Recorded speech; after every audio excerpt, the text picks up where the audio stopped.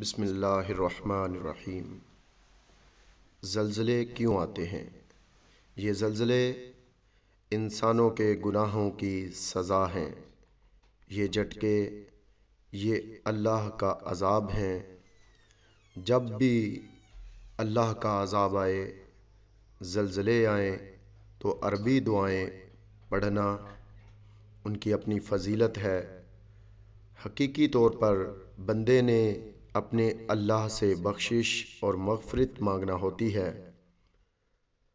عربی میں مسنون دعاؤں کا تذکرہ ہو یا پھر انسان اردو میں اللہ سے معافی طلب کرے اور ساتھ یہ بھی دعا کرے کہ یا اللہ تو میری اور تمام انسانوں کی، اہل زمین کے باشندوں کی بخشش فرما، میرے بیوی بچوں، میرے بہن بھائیوں کو معاف فرما اور سب کی اپنی رحمت سے حفاظت فرما، میرے ماں باپ کی حفاظت فرما، میرے مال و جان کی حفاظت فرما۔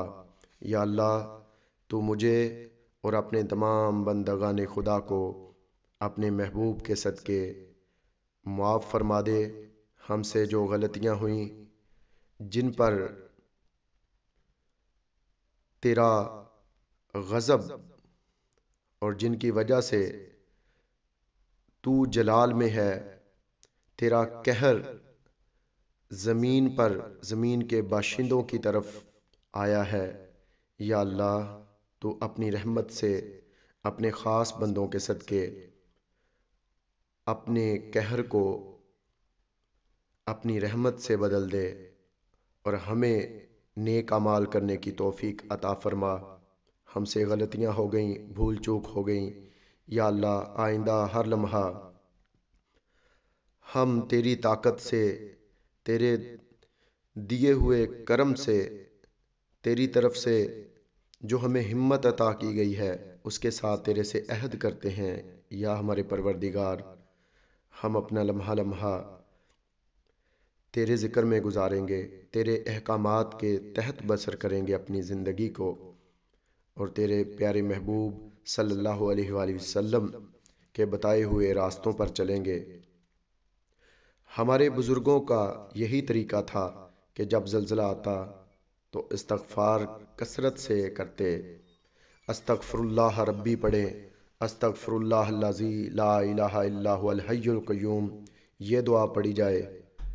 حضرت علی رضی اللہ تعالیٰ عنہ سے منقول ہے کہ رسول اللہ صلی اللہ علیہ وآلہ وسلم فرماتے ہیں کہ بسم اللہ الرحمن الرحیم ولا حول ولا قوة الا باللہ العلی العظیم بار بار دہرایا جائے، جب تک کہ اللہ کا جلال، اللہ کا قہر اور اللہ کا عذاب ختم نہ ہو جائے۔